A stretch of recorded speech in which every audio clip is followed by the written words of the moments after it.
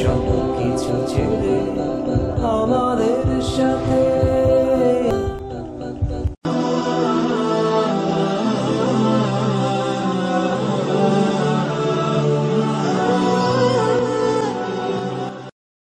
কুরাঙ্গার সম্পাদকের কলম যদি আমার দেশের মুসলমানদের পাঠ্যপুস্তক থেকে চার খলিফার জীবন চরিত্র যদি মাইনাস করবার কোন ধরনের দুরভিসন্ধি করে তাহলে এদেশের তাওহীদি জনতা মুখে আঙ্গুল দিয়ে চুষবে না, প্রয়োজনে তার যুদ্ধের ময়দানে নামবে। ইন্নাল হামদুলিল্লাহ نحمده ونستعينه ونستغفره ونؤمن به ونتوكل عليه ونشهد أن لا إله إلا الله وحده لا شريك له ونشهد أن سيدنا ومولانا محمدا عبده ورسوله صلى الله تعالى عليه وعلى آله وأصحابه وبارك وسلم تسليما كثيرا أما بعد فأعوذ بالله من الشيطان الرجيم بسم الله الرحمن الرحيم كنتم خير أمة أخرجت للناس تأمرون بالمعروف وتنهون عن المنكر وتؤمنون بالله وقال رسول الله صلى الله عليه وسلم لا تزال قدم ابن آدم حتى يسأل عن خمس عن عمره فيما أفناه وعن شبابه فيما أبلاه وعن ماله من أين اكتسبه وفيما أنفقه وماذا عمل بما علم بارك الله لنا ولكم في القرآن العظيم ونفعنا وإياكم بالآيات والذكر الحكيم اللهم صل على محمد وعلى آل محمد كما صليت على إبراهيم وعلى آل إبراهيم إنك حميد مجيد اللهم بارك على محمد وعلى آل محمد كما باركت على إبراهيم وعلى آل إبراهيم إنك حميد مجيد محترم حضرات علماء کرام শ্রদ্ধাভাজন আমার মুরব্বী সাহেবান, সমবেত ইসলাম প্রিয় কোরআন প্রেমিক দেশদরদী মুসলমান ভাই ও বন্ধুগণ, পর্দার অন্তরাল ও বাসা বাড়িতে অবস্থানরত আমার সম্মানিত মা ও বোনেরা, আল্লাহ পাক রব্বুল আলামিনের শুকরিয়া আদায় করি যে আপনাদের এই অঞ্চলের নলবাটা নিবেদিত যুব সমাজের উদ্যোগে আজকে এই অঞ্চলের যারা কৃতি সন্তান, আল্লাহর দ্বীনের আলেম যারা হয়েছেন, আল্লাহর কোরআনের হিফজ যারা সম্পন্ন করবার গৌরব অর্জন করেছেন, সেই সকল কৃতি সন্তানদেরকে তারা সংবর্ধিত করেছে এবং একটি সুন্দর উদ্যোগ নিয়ে দিনের এই মোবারক মাহফিলের আয়োজন করেছে। তাদেরকে শুকরিয়া জ্ঞাপন করি এবং আমরা যারা আজকের মাহফিলে উপস্থিত হওয়ার সৌভাগ্য অর্জন করেছি, আল্লাহর দরবারে শুকরিয়া আদায় করে কালেমাতুশ শুকর পড়ি আলহামদুলিল্লাহ। আল্লাহ পাক রব্বুল আলামিন আমাদেরকে সর্বশ্রেষ্ঠ জাতি উম্মতে মুহাম্মাদিয়া করে আল্লাহ পাক দুনিয়াতে প্রেরণ করেছেন। আল্লাহর কোরআন আমাদের সম্পর্কে বলেছে যে তোমরা সর্বশ্রেষ্ঠ জাতি। দুনিয়াতে যত মানুষ আগমন করেছে তার মধ্যে আখেরি পয়গম্বরের যারা উম্মত তারা হলো সর্বশ্রেষ্ঠ জাতি। এটা আমাদের জন্য অত্যন্ত গৌরব এবং অত্যন্ত আনন্দের একটা ব্যাপার।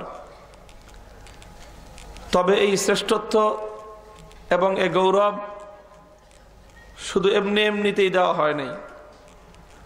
এ মর্যাদা আল্লাহ পাক রব্বুল আলামিন শুধু আমাদের এবং আপনাদের চেহারা দেখে, বংশ পরিচয় দেখে আল্লাহ পাক দেন নাই, বরং এই গৌরব এবং এই সম্মান আর মর্যাদা আল্লাহ পাক রব্বুল আলামিন দিয়েছেন আমাদের কিছু বৈশিষ্ট্যের উপর, আমাদের কিছু সিফাত এবং আমাদের কিছু গুণাবলীর উপর। সুতরাং যারা এই বৈশিষ্ট্যগুলো অর্জন করতে সক্ষম হবে তারাই মূলত এই মর্যাদার অধিকারী হবে। আর যারা এই বৈশিষ্ট্যের অর্জনকারী হবে না, যাদের মধ্যে এই বৈশিষ্ট্যগুলো পাওয়া যাবে না, তারা কশ্চিনকালেও আল্লাহর পক্ষ থেকে প্রদত্ত এই সম্মান এবং মর্যাদার ভাগীদারও হবে না। তো একটা জনই আল্লাহ পাক একটা সম্মান ঘোষণা করলেন আমার জন্য, আপনার জন্য। এই সম্মানটা প্রাপ্ত হওয়া যেমন একটা মর্যাদার ব্যাপার, কিন্তু সেই সম্মান থেকে বঞ্চিত হওয়া এটা কিন্তু আবার বড় একটা লাঞ্ছনার ব্যাপার, এটা লজ্জার ব্যাপার। কথা ঠিক কিনা? মুহতারাম হাজিরিন, এজন্য আমাদের লক্ষ্য করা উচিত, মনোযোগী হওয়া উচিত সে সকল বৈশিষ্ট্য আর গুণাবলী অর্জন করার প্রতি, যে বৈশিষ্ট্যের প্রতি পিছনে আল্লাহ পাক রব্বুল আলামিন আমাদের জন্য এমন একটা মহান গৌরব এবং সম্মানের মর্যাদার একটা ঘোষণা আল্লাহ দিয়েছেন। কি বৈশিষ্ট্য? কালামুল্লাহ শরীফের মধ্যে পাশাপাশি তিনটি বৈশিষ্ট্যের কথা আল্লাহ উল্লেখ করেছেন। কুনতুম খায়রা উম্মাতিন উখরিজাত লিন-নাসি তা'মুরুনা বিল মা'রুফি ওয়া তানহাউনা আনিল মুনকারি ওয়া তু'মিনুনা বিল্লাহ। এক নম্বর বৈশিষ্ট্য হলো তোমাদের যে তোমরা আল্লাহর উপর সাচ্চা পাক্কা ইমানদার হবে, ইমানের বৈশিষ্ট্য হাসিল করতে হবে। দুই নম্বর বৈশিষ্ট্য হলো তা'মুরুনা বিল মা'রুফ, ন্যায় এবং সৎ কাজের তোমরা আদেশ দিবে, ন্যায় এবং সৎ কাজের আদেশ দিবে, অর্ডার দিবে। তিন নম্বর বৈশিষ্ট্য হলো ওয়া তানহাউনা আনিল মুনকার, অন্যায় এবং অসৎ কাজে তোমরা বাধা দিবে, নিষেধ করবে। তাহলে ঈমান বিল্লাহ, আমর বিল মারুফ আর নাহি আনিল মুনকার, আল্লাহর উপর ঈমান রাখা, ভালো কাজে, দ্বীনের কাজে, নেক কাজে আদেশ দেওয়া, অন্যায় এবং অসৎ কাজে বাধা দেওয়া, প্রতিরোধ করা, এই তিন বৈশিষ্ট্য যাদের মধ্যে থাকবে তাদের সম্পর্কে আল্লাহ ঘোষণা দিয়েছেন কুনতুম খায়রা উম্মাতিন, তোমরা হলে সর্বশ্রেষ্ঠ জাতি। সর্বশ্রেষ্ঠ জাতি হওয়ার আল্লাহ পাক রব্বুল আলামিন যে কারণ, যে কিভাবে শ্রেষ্ঠত্ব অর্জন হলো, তার জন্য আল্লাহ পাক তিনটা বৈশিষ্ট্য উল্লেখ করেছেন। আর এই তিন বৈশিষ্ট্যের সার কথা, মূল কথাটা আল্লাহ এক শব্দে বলেছেন। সে শব্দটা হলো উখরিজাত লিন-নাস। তোমরা মুমিন, তোমরা মুসলমান, তোমরা উম্মতে মুহাম্মাদি, আল্লাহ পাক রব্বুল আলামিন তোমাদেরকে দুনিয়াতে প্রেরণ করেছেন সারা পৃথিবীর সমস্ত মানুষের কল্যাণের জন্য, সারা দুনিয়ার মানুষের কল্যাণের জন্য। সুতরাং মানুষের কল্যাণ করা, মানুষের উপকার করা, মানুষের পাশে দাঁড়ানো, আর্তমানবতার সেবা করা, মানুষের সহযোগিতায় অগ্রসর হওয়া, এটাই হলো সেই বৈশিষ্ট্য, যেই বৈশিষ্ট্য থাকবার কারণে উম্মতে মুহাম্মাদিয়া হলো সর্বশ্রেষ্ঠ জাতি। মুহতারাম হাজিরিন, এই যে সর্বশ্রেষ্ঠত্ব অর্জন করবার আল্লাহ পাক রব্বুল আলামিন ঘোষণা করলেন, এই ঘোষণার দ্বারা শুধুমাত্র মর্যাদাই ঘোষণা করা হয় নাই, বরং একটা সুমহান দায়িত্ব আমাদেরকে অর্পণ করা হয়েছে। কথা ঠিক? একটা দায়িত্ব অর্পণ করা হয়েছে। আর সে দায়িত্বটা হলো কি, যে উখরিজাত লিন্নাস, আমাদের জন্য মহান দায়িত্ব হলো দুনিয়ার মানুষের কল্যাণ করা। দুনিয়ার মানুষের কল্যাণ বলতে আমরা কি বুঝি? কল্যাণ বলতে শুধু এটা নয় যে একজন ক্ষুধার্ত মানুষকে খাওয়ায় দিলাম, এটা অবশ্যই কল্যাণ, তবে শুধু ক্ষুধার্তকে খাবার দেওয়াই কল্যাণ নয়, আরো কল্যাণ আছে। একজন অসহায় মানুষকে সহযোগিতা করলাম, এটা যেমন একটা কল্যাণ। একজন অসুস্থ মানুষের চিকিৎসার ব্যবস্থা করলাম, এটা যেমন একটা কল্যাণ, ঠিক তেমনি ভাবে একজন মানুষ অন্যায় করতেছে, তাকে অন্যায় থেকে আমি বাধা দিলাম, এটাও হলো কল্যাণ। রাসূল আকরাম সাল্লাল্লাহু আলাইহি ওয়াসাল্লাম এক হাদিসের মধ্যে ইরশাদ করেছেন, উনসুর আখাকা যালিমান আও মাজলুমা, হে আমার উম্মত, তোমরা তোমার ভাই মুসলমান ভাইকে সহযোগিতা করো, হোক চাই সে জালিম হোক অথবা সে মজলুম হোক, তোমরা তাকে কি করো? সহযোগিতা করো, সাহায্য করো। সাহাবায়ে কেরাম বললেন, হুজুর এটা বলেন কি আপনি? আমার ভাই জালিম হোক মজলুম হোক, তাকে সাহায্য আমার করতে হবে? নবীজি বললেন যে হ্যাঁ, করতে হবে। সাহাবায়ে কেরাম প্রশ্ন করলেন, আমার ভাই যদি মজলুম হয় তাহলে তার সাহায্য করাটা তো আমরা বুঝলাম যে তাকে যেন কেউ জুলুম করতে না পারে, সেজন্য আমি তার পাশে দাঁড়াবো, তাকে সহযোগিতা করব। কিন্তু যদি আমার ভাই জালিম হয় তাহলে তাকে আমি কেমনে সাহায্য করব? আমার ভাই আরেকজনের উপর জুলুম করতেছে, আমিও তার সঙ্গে যোগ দিয়ে আরেকটা কিল মারবো? আমার ভাই আরেকজনের জায়গা জমি দখল করে খাচ্ছে, তাহলে আমিও সুযোগ পেয়ে আমিও তার পকেটের টাকা চুরি করে খাবো? আমার ভাই আরেকজনকে মারতেছে অন্যায় ভাবে, তার টাকা পয়সা লুটপাট করে নিয়ে যাচ্ছে, তা আমিও সুযোগ পেয়ে সেখান থেকে আমিও কিছু লুটপাটে অংশ নিব? আল্লাহর পয়গম্বর বললেন যে না, জালিমকে সাহায্য করবার অর্থ এটা নয় যে তুমি জালিমের জুলুমের মধ্যে তুমিও অংশগ্রহণ করবা, এটা কশ্চিনকালেও জালিমের সাহায্য করা নয়, বরং এটা হলো জালিমের আরো বেশি ক্ষতি সাধন করা। এটা হলো জালিমের ক্ষতি সাধন করা। বরং জালিমের জন্য প্রকৃত সাহায্যকারী তো ওই ব্যক্তি, যেই ব্যক্তি জালিমের হাতকে পাকড়াও করে ধরে এবং জালিমকে তার জুলুম থেকে প্রতিরোধ করে দেয়, জালিমের সামনে বুক টান করে দাঁড়িয়ে হুঙ্কার ছেড়ে কথা বলে, খবরদার তুমি জুলুম করতে পারবা না।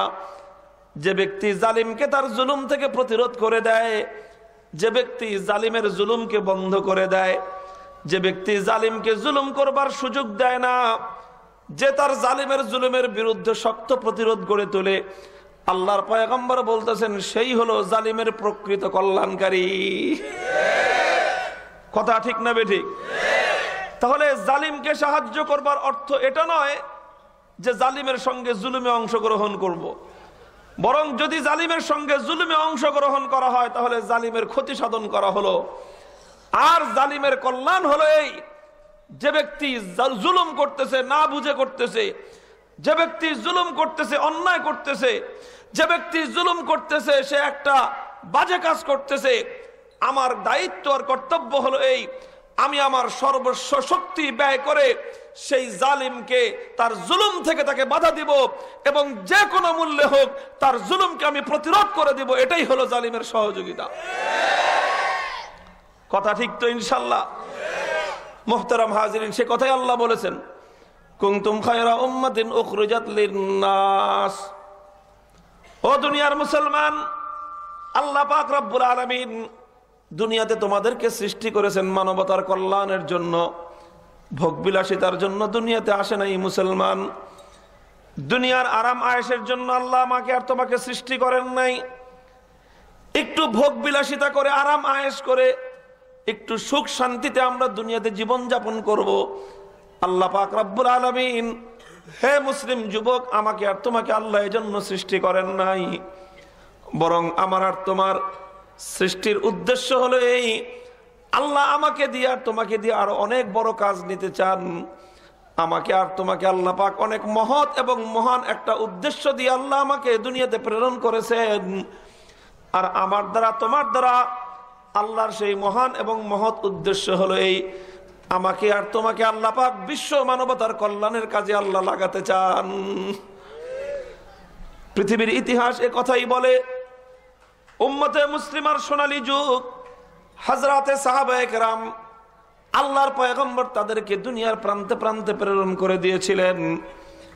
নবীজি বলেছিলেন, যাও দুনিয়ার প্রান্তে প্রান্তে তোমরা চলে যাও, তাম পৃথিবীর মানুষের দুয়ারে দুয়ারে কল্যাণ এবং মঙ্গল তোমরা পৌঁছায় দাও। মুহতারাম হাজিরিন, আর আল্লাহর পয়গম্বরের পক্ষ থেকে প্রেরিত হয়ে নবীর সাহাবায়ে কেরাম পৃথিবীর এক এক দেশে তারা চলে গেছেন। আর সেখানে গিয়ে তারা মানুষের অধিকার, মানুষের ঘর ঘর পর্যন্ত পৌঁছায় দিয়েছেন। কিছু ইতিহাসের পাতা আমি তোমাদের সামনে উল্টাতে চাই, ইতিহাসের কিছু কথা আমি তোমাদেরকে শোনাতে চাই।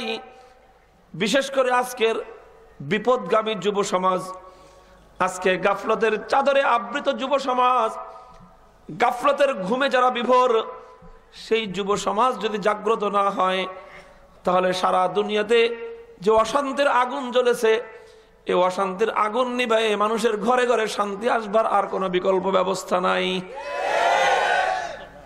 দোস্ত, এই জন্য আমাকে আর তোমাকে তৈরি হতে হবে। অভিভাবক যারা আছেন, যারা বাবা মা, নিজেদের সন্তানদের জীবনকে তাদের দায়িত্ব হলো সুন্দর পথে পরিচালিত করুন। সত্যের পথে নিজের যুবকদেরকে, নিজেদের সন্তানদেরকে আপনারা পরিচালিত করুন। আর হে যুবক, তোমাদের দায়িত্ব আর কর্তব্য হলো নিজেদের জিন্দগির মাকসাদে হায়াত, জীবনের উদ্দেশ্য কি, আল্লাহ আমাকে আর তোমাকে কি কাজের জন্য দুনিয়াতে প্রেরণ করেছেন, আমি আর তুমি দুনিয়াতে এসে কি করতেছি, একটু বিবেক দিয়ে চিন্তা ভাবনা করে নিজের জীবনকে পরিচালনা করা দরকার। তোমাদের সেজন্য সচেতনতার জন্য, নিজেদের অন্তরের মধ্যে একটু চেতনার মশাল জাগ্রত করবার জন্য, প্রজ্বলিত করবার জন্য ইতিহাসের কিছু সোনালী অধ্যায় আমি তোমাদেরকে শোনাই, যে মুসলমানেরা দুনিয়াতে কোন উদ্দেশ্য নিয়ে তারা আগমন করেছিল, আর সে উদ্দেশ্য আল্লাহর জমিনে তারা কিভাবে বাস্তবায়িত করেছিল। ইতিহাসের গ্রন্থ আল বিদায়া ওয়ান নিহায়ার মধ্যে হাফেজ ইমাদউদ্দিন ইবনে কাসির রহমতুল্লাহ আলাইহি হযরতে সাহাবায়ে কেরামের দুনিয়াতে কোন মিশন নিয়ে দুনিয়ার বিভিন্ন প্রান্তে প্রান্তে তারা গিয়েছিলেন, সেই ইতিহাস বর্ণনা করতে গিয়ে ছোট্ট একটি ঘটনার উদ্ধৃতি দিয়েছেন, যেটা তৎকালীন সুপার পাওয়ার পারস্য সাম্রাজ্যে সংগঠিত হয়েছিল। যখন মুসলমানদের বাহিনী পারস্য সাম্রাজ্যে আগমন করলো, মুসলিম সৈনিক সেনাপতি ছিলেন হযরত আবু উবাইদা ইবনুল জাররাহ রাদিয়াল্লাহু তাআলা আনহু। মুসলিম বাহিনী নিয়ে তিনি পারস্য সাম্রাজ্যে পৌঁছলেন। পারস্যের সেনাপতি ছিল তখন তার রুস্তম, বিশ্ব ইতিহাসের অত্যন্ত বীর পুরুষ। পারস্যের সেনাপতি হিসেবে নাম তার পরিচিত প্রসিদ্ধ রুস্তম ছিল তার নাম। রুস্তম মুসলিম সেনাবাহিনীর প্রধানের কাছে সংবাদ পাঠালো যে, হে মুসলিম সেনানায়ক, তোমরা আরব থেকে এসেছো পারস্যে, কেন আসছো, কি ব্যাপার, বিষয়টা নিয়ে আলোচনা করবার জন্য তোমাদের পক্ষ থেকে একটা প্রতিনিধি দল আমার কাছে পাঠাও, আমি তাদের সঙ্গে আলোচনা করতে চাই। মুসলিম সেনাপতি আবু উবাইদা ইবনুল জাররাহ রাদিয়াল্লাহু তাআলা আনহু নবীজির একজন সাহাবী, একজন সাধারণ সাহাবী, নাম হলো তার রিবঈ ইবনে আমির রাদিয়াল্লাহু তাআলা আনহু। হযরত রিবঈকে পাঠিয়ে দিলেন, যাও পারস্য সেনাপতির দরবারে গিয়ে তার সঙ্গে কথা বলে আসো। হযরত রিবঈ ইবনে আমির রাদিয়াল্লাহু তাআলা আনহু চলে গেলেন পারস্য সেনাপতি রুস্তমের দরবারে। নিতান্ত সাধারণ মামুলি ছিল তার লেবাস, সাধারণ কাপড় চোপড় পরিহিত। একজন দুনিয়ার সবচেয়ে বড় রাষ্ট্রনায়ক, সুপার পাওয়ার, সে রাষ্ট্রের সর্বোচ্চ সেনাপতির সঙ্গে কথা বলতে যাচ্ছেন। এটা নিয়ে তার কোনো টেনশন নাই, কোনো চিন্তা নাই। যেই কাপড় পরিধান করে মুসলমান তেমনই কাপড়, জোড়াতালি দেওয়া একটা সেরা জামা, হাতের মধ্যে সাধারণ মামুলি ভাঙ্গা একটা তরবারি জং ধরে গেছে, আরেক হাতের মধ্যে একটা সাধারণ মানের ঢাল। এই অবস্থায় একটা সাধারণ ঘোড়ার পিঠে আরোহণ করে চলে গেছেন রুস্তমের রাজ দরবারে। মোহতারাম হাজরিন, দুনিয়ার এ সকল রাজ দরবারের লোকজন তারা তো অনেক শান শৌকত জৌলুস নিয়ে তারা চলাফেরা করত। তাদের গার্ড থাকতো প্রধান সড়ক থেকে নিয়ে শুরু করে অন্দরমহল পর্যন্ত, পদে পদে তাদের সিকিউরিটি বাহিনী। রিবঈ ইবনে আমির রাদিয়াল্লাহু তাআলা আনহুর এই সাধারণ ফকিরি হালত দেখে সেনাপতির রাজ দরবারের যে দারোয়ান, তার সিকিউরিটি গার্ড, তারা ঢুকতে দিতে চায় না। বলে যে এরকম সেরা পোশাক পরে এরকম ফকিরি হালাতে পারস্য সেনাপতির দরবারে তো কাউকে ঢুকতে দেওয়া হয় না।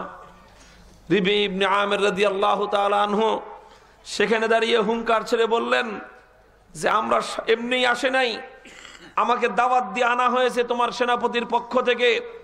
তুমি তোমার সেনাপতিকে গিয়ে বলো মুসলিম যে সৈনিক এসেছে সে তার নিজস্ব অবস্থায় তোমার সঙ্গে সাক্ষাৎ করতে চায়। যদি তোমার কোনো আগ্রহ থাকে তাহলে সে তোমার সঙ্গে কথা বলবে, আর যদি তোমার আগ্রহ না থাকে তাহলে তোমার দরবারের মেইন গেট থেকে সে ফিরে যেতে চায়। মুহতারাম হাজিরিন, যখন পারস্য সেনাপতি রুস্তমের কাছে খবর পৌঁছলো, সে বলল যে না না, তাকে যেতে দিও না, তার সঙ্গে আমার জরুরি কথা। আমি সংবাদ দিয়ে তাদেরকে আনিয়েছি। আমার কৌতূহল যে আরব দল, আরবের বেদুইনেরা, তারা আরব থেকে সুপার পাওয়ার পারস্য সেনাপতিদের সঙ্গে, পারস্যের সেনাবাহিনীর সঙ্গে টক্কর দিতে এসেছে। এদের হিম্মত আর এদের চেহারাটা আমার একটু দেখার দরকার। আর এরা এত হিম্মত পাইল কোথায়, এটা আমার একটু বুঝার দরকার আছে। মুহতারাম হাজিরিন, লম্বা ইতিহাস। হযরত রিবঈ ইবনে আমির রাদিয়াল্লাহু তাআলা আনহু ঘোড়ার থেকেও নামলেন না, কাপড় চোপড়ও পরিবর্তন করলেন না, একেবারে সেরা কাপড় পরে ঘোড়ার পিঠে আরোহণ করে যেতে যেতে একেবারে পারস্য সেনাপতির রাজ দরবারে গিয়ে উপস্থিত। তার দরবারে জৌলুসপূর্ণ অবস্থা, দরবারে শান শৌকতের অবস্থা, বিশাল সুন্দর গালিচা বিছানো আর সুন্দর তার সিংহাসন, দেখলে যে কোনো মানুষের চোখ ঝলসে যাওয়ার অবস্থা। কিন্তু আল্লাহর পয়গম্বরের সাহাবী, এসব দিকে তার কোনো নজর নাই। এই গালিচার তার কাছে 2 পয়সার কোনো দাম নাই। এই সিংহাসন আর এই দাঁত ডপট আর এই জৌলুস, এগুলোর প্রতি তার 1 পয়সার কোনো থোড়াই কোনো কেয়ার নাই, কোনো কেয়ার নাই। তিনি গিয়ে নিজের ঘোড়ার পিঠ থেকে নামলেন, ভাঙ্গা তরবারি, পুরাতন তরবারির কোনা দিয়ে পারস্য সেনাপতির তার দরবারে যে গালিচা আর গালিন বিছানো, সেই গালিচা তিনি তার তরবারি দিয়ে ফুটা করতে আরম্ভ করলেন। তরবারি দিয়ে গালিচা ফুটা করে ওনার ওই ঘোড়ার রশি তার গালিচার সঙ্গে বাঁধতেছে। পারস্য সেনাপতি জিজ্ঞাসা করে, তুমি কি করতেছ? বলে যে আমার ঘোড়া আমি রাখবার ব্যবস্থা করতে চাই। যদি আমার ঘোড়া রাখবার ব্যবস্থা তোমার দরবারে না হয়, তোমার সঙ্গে কথা বলার কোনো প্রয়োজন আমার নাই। মুহতারাম হাজিরিন, দুনিয়াতে মুসলমানেরা আল্লাহর এই জমিনে তারা কি ইতিহাস সৃষ্টি করেছিল, আজকের প্রজন্ম আমাদের বুঝবার দরকার আছে।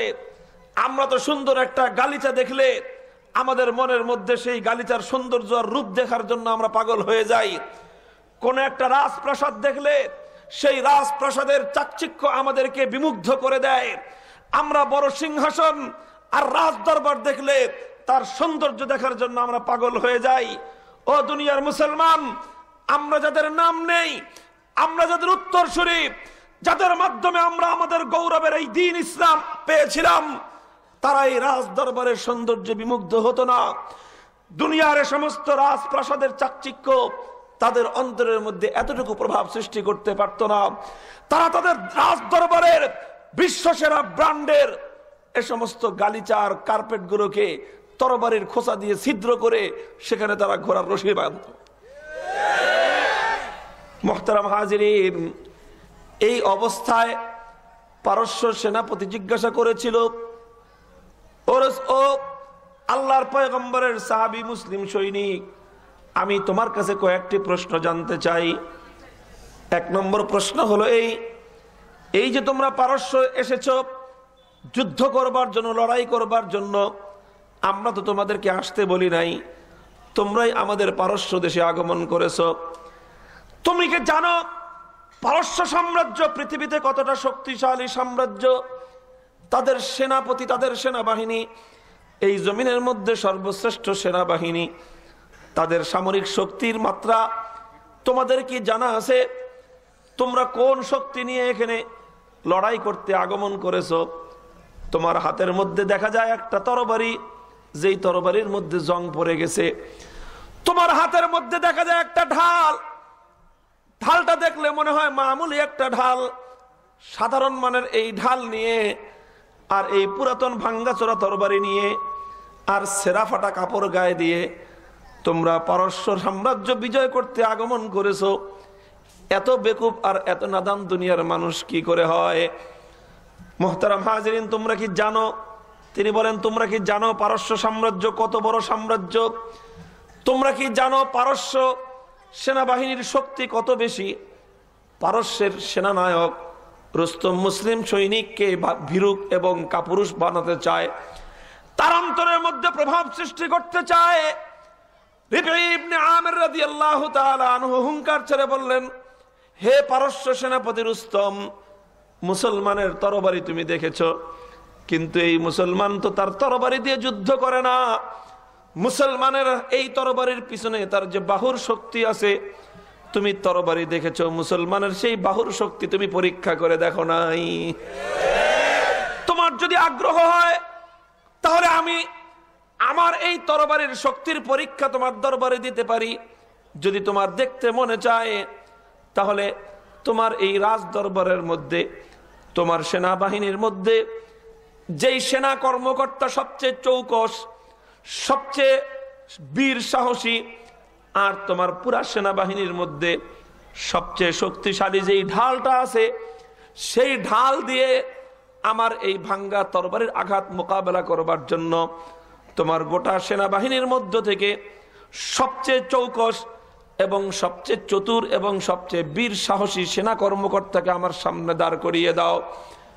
ইতিহাস লেখে, সঙ্গে সঙ্গে রুস্তম তার সেনাবাহিনীর মধ্য থেকে বাছাই করা চৌকস একজন সেনা কর্মকর্তাকে দিয়ে পারস্য সাম্রাজ্যের মধ্যে সবচেয়ে শক্তিশালী মোটা যে লোহার ঢাল ছিল, ওই লোহার ঢালটা দিয়ে তাকে ময়দানের মধ্যে অবতীর্ণ করলো। মুসলিম সৈনিকের ভাঙ্গা তরবারির আক্রমণ তুমি মোকাবেলা করো। বন্ধুগণ, ইতিহাস লেখে রিবঈ ইবনে আমির রাদিয়াল্লাহু তাআলা আনহু বিসমিল্লাহ বলে মাত্র একটা আঘাত করলেন, দ্বিতীয় আঘাতের প্রয়োজন হয় নাই। মামুলি সাধারণ ভাঙ্গা তরবারির এক আঘাতে পারস্য সাম্রাজ্যের দম্ভ এবং অহংকার ভেঙ্গে চুরে গুড়িয়ে গেল। এক আঘাতে তার ঢাল দ্বিখণ্ডিত হয়ে গেল। পারস্যের সেনাপতি রুস্তম স্তম্ভিত হয়ে গেল। এবার রিবঈ ইবনে আমির রাদিয়াল্লাহু তাআলা আনহুকে একটু সমীহ করতে আরম্ভ করলো। জিজ্ঞাসা করলো, বুঝলাম তোমাদের শক্তির কোনো একটা উৎস আছে, আমি শুধুমাত্র তোমাদের কাছে জানতে চাই, তুমি কেন আরব থেকে এই পারস্যে আগমন করেছো? কি তোমাদের উদ্দেশ্য, কি তোমাদের মাকসাদ? দোস্ত, হযরতে রিবঈ ইবনে আমির রাদিয়াল্লাহু তাআলা আনহু ঠিক ওই সময়ে পারস্যের সেনাপতি রুস্তমকে বলেছিলেন দুটি কথা। ওই দুটি কথা আপনাদেরকে শোনানোর জন্যই লম্বা ইতিহাস আমি বললাম। রিবঈ ইবনে আমির সর্বপ্রথম বলেছেন, হে পারস্যের সেনাপতি, তুমি আমার কাছে জানতে চেয়েছো কে আমাকে পাঠিয়েছেন। প্রথম প্রশ্নের জবাব হলো আল্লাহু ইবতাসানা, আল্লাহু ইবতাসানা। হে পারস্যের সেনাপতি, তোমরা লড়াই করতে এসেছো তোমার সম্রাটের পক্ষ থেকে। দুনিয়ার বিভিন্ন দেশের আর বিভিন্ন সাম্রাজ্যের বিভিন্ন রাষ্ট্রের যারা সৈনিক থাকে, তারা লড়াই করে তাদের রাষ্ট্রের পক্ষ থেকে, তারা যুদ্ধ করে তাদের বাদশার পক্ষ থেকে, তারা লড়াই করে তাদের সম্রাটের পক্ষ থেকে। কিন্তু মুসলমান দুনিয়াতে কোন রাষ্ট্রের পক্ষ থেকে লড়াই করে না। মুসলমান দুনিয়াতে কোন সম্রাট আর বাদশা রাজা বাদশার পক্ষ থেকে লড়াই করে না। আল্লাহু ইবতাসানা। রিবিঈ ইবনে আমির বললেন, আমরা লড়াই করি একমাত্র আমাদের সৃষ্টিকর্তা আল্লাহর পক্ষ থেকে। সুতরাং হে রোম সেনাপতি, পারস্য সেনাপতি, তোমার মধ্যে আর আমার মধ্যে সর্বপ্রথম ব্যবধান হলো এই, তুমি লড়াই করতে এসেছো একজন মাখলুকের পক্ষ থেকে। তোমার উদ্দেশ্য হলো আল্লাহর জমিনে তোমার সম্রাটের এজেন্ডা বাস্তবায়ন করা। তোমার উদ্দেশ্য হলো খোদার জমিনে পারস্য সেনাপতির আদর্শ বাস্তবায়ন করা। আর আমি মুসলিম সৈনিক, আমার উদ্দেশ্য দুনিয়ার কোন মানুষের এজেন্ডা বাস্তবায়ন করা নয়। দুনিয়ার কোন মানুষের পক্ষ থেকে আমরা লড়াই করতে আসি নাই। দুনিয়াতে মুসলমান আল্লাহর ইঞ্চি ইঞ্চি মাটিতে লড়াই করে, তাদের প্রকৃত তারা আল্লাহর পক্ষ থেকে লড়াই করে। তাদের মাখলুকের কোন এজেন্ডা নাই, তাদের এজেন্ডা হলো খোদার জমিনে খোদার দিনকে জিন্দা করা।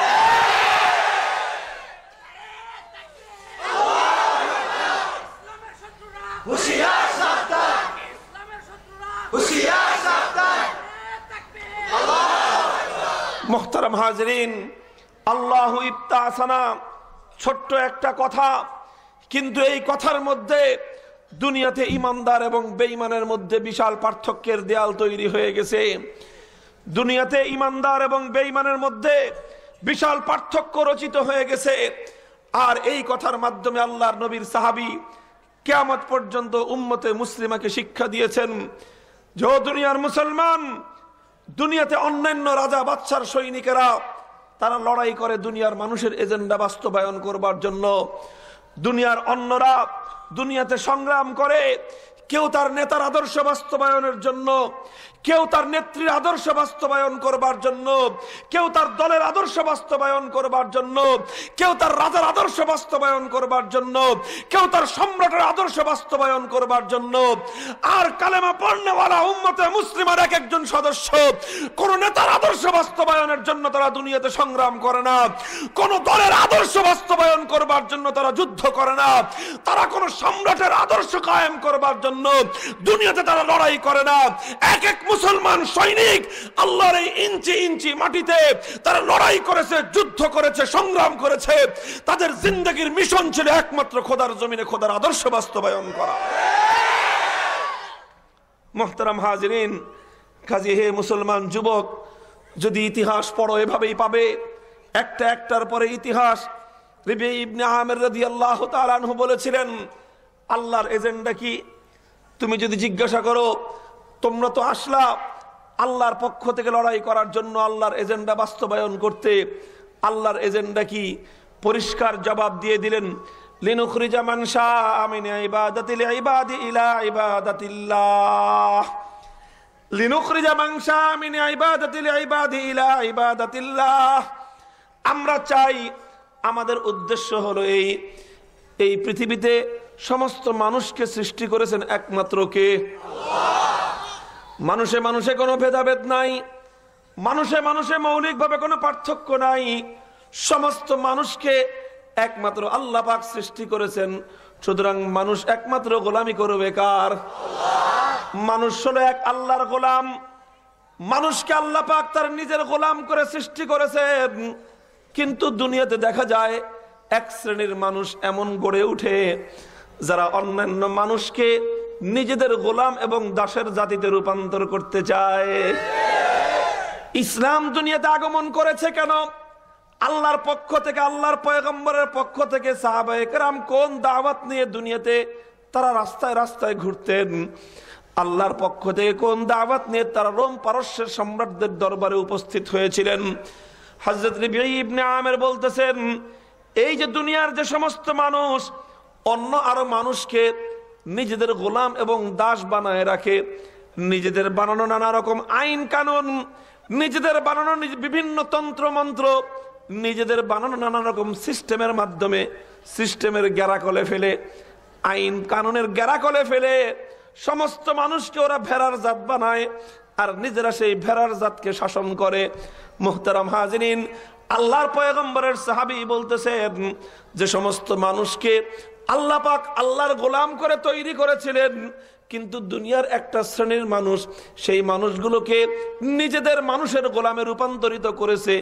আমরা দুনিয়াতে আগমন করেছি, মানুষের উপর মানুষের প্রভুত্বের যত শৃঙ্খল আছে, মানুষের উপর মানুষের খবরদারি করবার যত, সেই মানুষের দাসত্ব আর মানুষের গোলামের সমস্ত জিঞ্জিরগুলোকে ছিন্ন করে দিয়ে আল্লাহর গোলামকে শুধুমাত্র এক আল্লাহর গোলামি করবার মতো পরিবেশ তৈরি করে দিতে চাই।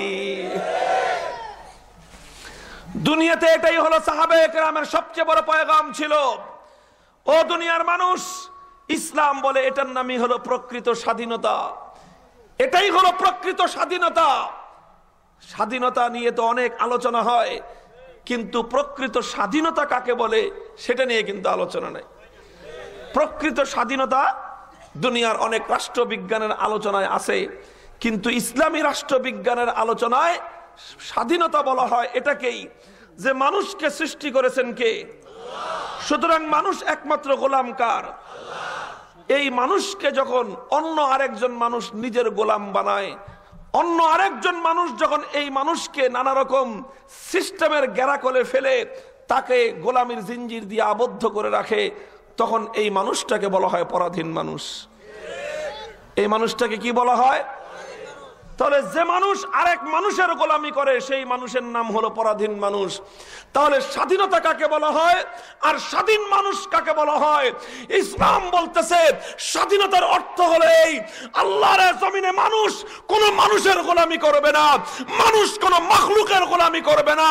মানুষকে যে আল্লাহ সৃষ্টি করেছেন গোলামি যদি করতে হয়, একমাত্র সৃষ্টিকর্তা সে আল্লাহর গোলামি করবে। এটার নামে হলো স্বাধীনতা। আর যে মানুষ কোন মানুষের গোলামি করে না, যে মানুষ কোন মানুষের সামনে মাথা নত করে না, যে মানুষ একমাত্র আল্লাহর সামনে মাথা নত করে, সে মানুষটার নামই হলো স্বাধীন মানুষ। মুহতারাম হাজিরিন, এটাই সাহাবায়ে কেরামের পয়গাম ছিল, এটাই হলো ইসলামের দৃষ্টিতে স্বাধীনতা। আর এই স্বাধীনতা বাস্তবায়ন করবার জন্য পৃথিবীর প্রান্তে প্রান্তে সাহাবায়ে কেরাম ছুটে গিয়েছিলেন। হযরতে উকবা ইবনে নাফে রাদিয়াল্লাহু তাআলা আনহু, আল্লাহর পয়গম্বরের আরেক সাহাবী, চলে গেছেন সেই আফ্রিকার ময়দানে। আফ্রিকা মহাদেশ আল্লাহর দ্বীন জিন্দা করবার জন্য সেখানে গিয়েছেন মুসলিম সেনাদল নিয়ে। আফ্রিকায় যাওয়ার পর চিন্তা করলেন আফ্রিকায় তারা থাকবেন কোথায়? বিশাল মহাদেশ, সেখানে মুসলমানদের থাকার নিরাপদ কোনো জায়গা নাই।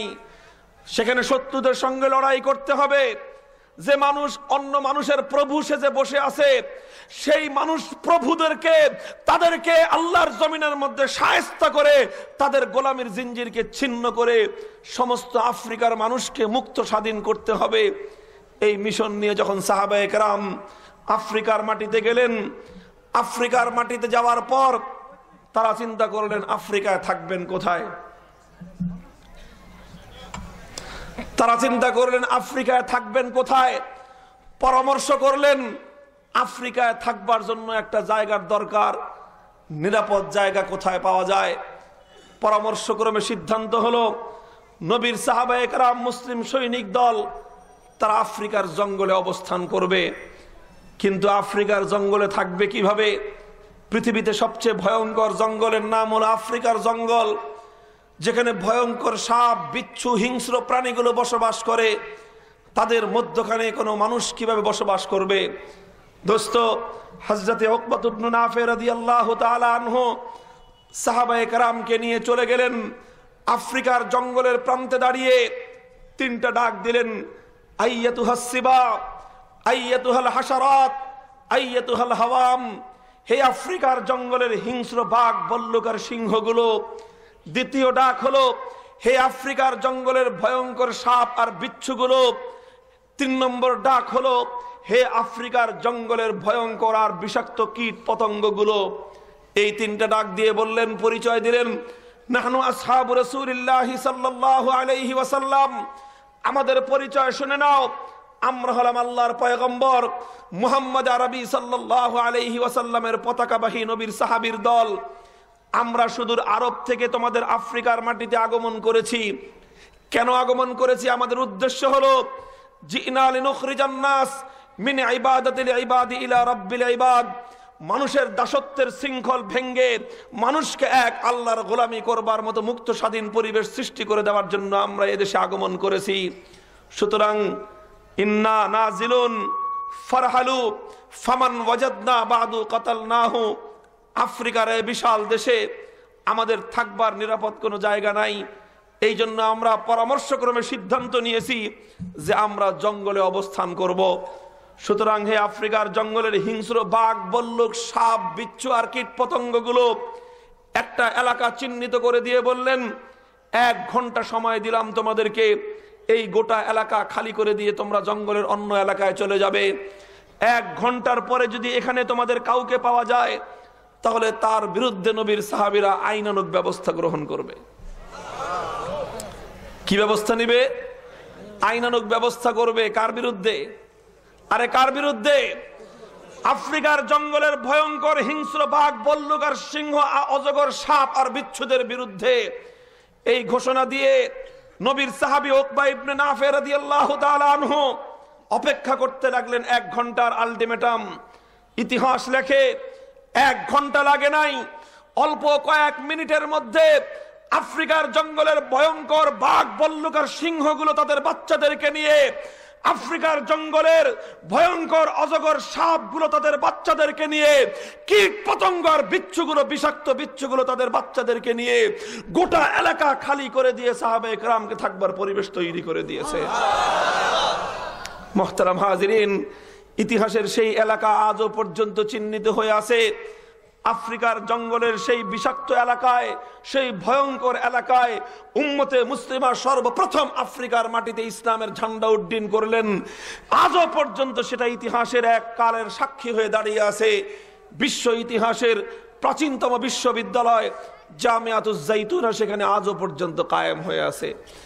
মুহতারাম হাজিরিন, তোমাদেরকে বলতে চাই, ও মুসলমান, দুনিয়াতে আমরা কারা ছিলাম আর কি ছিল আমাদের শৌর্য বীর্যের ইতিহাস, আমাদের পূর্বপুরুষরা কি মনে করতেন আর কোন উদ্দেশ্য নিয়ে তারা দুনিয়াতে চলাফেরা করতেন। দুনিয়াতে ভোগ বিলাসিতা করা, আরাম আয়েশ করা, টাকা পয়সা কামানো, এটা কশ্চিনকালেও কোনো মুসলিম যুবক অথবা মুসলমানদের প্রয়োজনের, মুসলমানদের যুবকদের, মুসলমানদের প্রজন্মের জিন্দগির লক্ষ্য আর উদ্দেশ্য ছিল না। বড় দুঃখ আর পরিতাপ হলেই আজ আমাদের যুব সমাজকে একটা মন্ত্রের মধ্যে ফেলে দিয়ে তাদেরকে গাফলতের ঘুম পাড়িয়ে রাখা হয়েছে। আমাদের আগামী প্রজন্মকে তাদের বুকের ভিতর থেকে সত্যের চেতনাকে মুছে ফেলা হয়েছে। আমাদের মুসলিম যুবকদের সামনে কিছু মিথ্যা লাল নীল আর রঙিন বাতির ফানুস জাতি জ্বালিয়ে দেওয়া হয়েছে। এজন্য আজকে মুসলমান যুব প্রজন্ম তারা সত্য এবং ন্যায়ের কথা বলে না, তারা মিথ্যা এবং অসত্যের পথেই তার লাঠিয়াল হিসেবে ব্যবহার হয়। জিজ্ঞাসা করো, আজকে যদি আমি আমার যুবকদেরকে জিজ্ঞাসা করি, হে যুবক, তোমার জীবনের স্বপ্ন কি?